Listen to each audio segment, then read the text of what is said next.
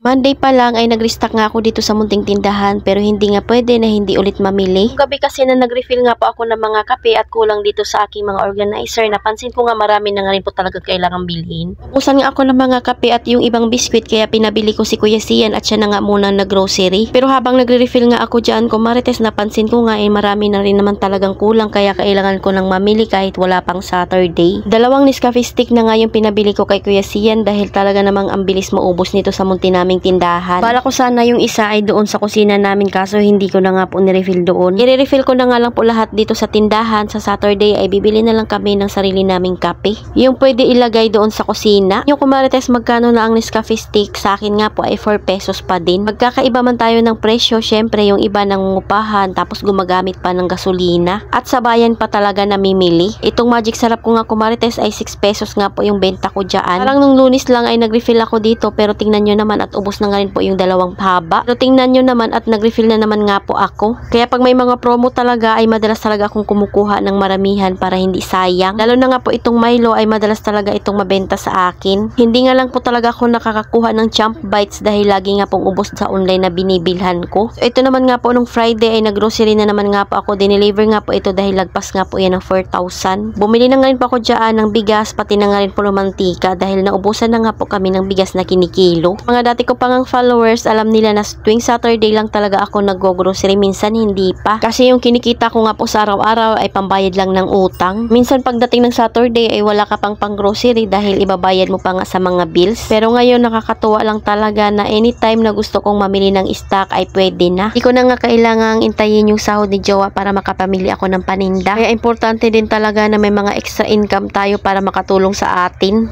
Pero hindi naman talaga madali maghanap or magkaroon ng extra income. Dahil sa panahon ngayon Kumarites, ang hirap talagang kumita ng pera. Tapos bawat kilos natin ay papatawan pa tayo ng malaking tax. Ako nga lang nag-aayos dyan Kumarites dahil Friday ko nga po inayos iyan kaya naman naglalaban na si Jowa. Schedule niya kasi yun sa sarili niya na tuwing Friday ay maglaba siya dahil pag Saturday ay pahinga siya pagka uwi niya galing work. Sipin mo yun Kumarites, halos karirista ko lang ng mga biskwit nung Lunes ay meron na naman nga po ako mga pinamiling biskwit.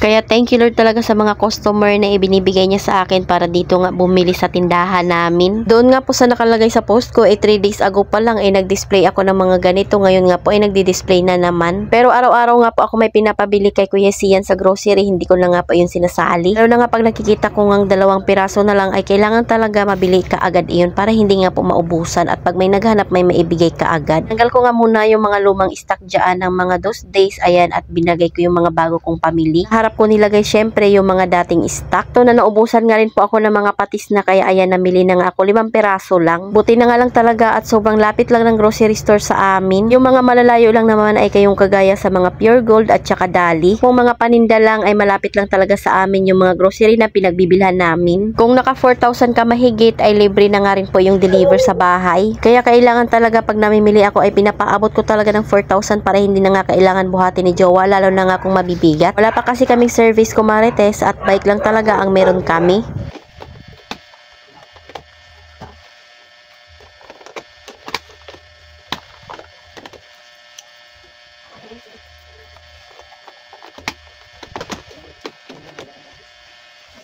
Pag tindera ka Kumarites, kailangan mong maging malakas dahil madalas ikaw yung kargador. Aba, hindi naman natin laging kasama yung mga jowa natin para mag-ayos or magbuhat ng mga mabibigat dito. Importante din talaga na malakas yung loob natin dahil alam naman natin na hindi madali magpaikot ng puhunan. Isama mo pa yung haba ng pasensya mo dahil dito sa pagtitindahan ay kailangan mahaba yung pasensya mo. Lalo na nga pagharap sa mga customer. At syempre, dapat maging thankful sa mga customer na mga bumibili. Yung tipong hindi ka magtataray dahil bumibili nga po ng close-up na Colgate. Kung bibili ng isang sigarilyo tapos 1,000 yung pera. Kung may barya naman ay talaga namang binibintahan ko pa din. Kaya hanggat maaari ay lagi talaga akong nag-iiwan ng panukli. Mas okay na nga iyon kaysa naman magpabarya lang. Pero syempre nagtatanong na nga muna ako kung meron nga ba sila na mas maliit na bills. Pero minsan pag wala ako sa mood ay talaga namang sinusuklian ko talaga ng coins. Hindi naman lahat Kumarites ang ginagawa ko nga ay yung 90 pesos ay puro tigli 5 or tagpipiso. Pero yung iba ay papel naman. Minsan talaga ay hindi rin talaga mawala ng kalukuhan ng mga tindera. Minsan pag kapag kilala ko na nga yung customer na may sariling presyo ay sinasabi ko ngang wala yung kanyang hinahanap. Kasi yung ibang customer talaga ay pinipilit nila kung magkano nga lang yung binibili nila or pinipilit yung halaga ng kanilang mga binibili. Ayun pa naman yung ayaw ko kumarites. Syempre hindi naman tayo nagtitinda para malugi. Dahil kakarampot na nga lang itong tubo natin, minsan ay nabubutasan pa. Tapos makatsamba ka pa ng uutang sa'yo na hindi naman nagbabayad. Abay lugi ka na talaga doon kumarites.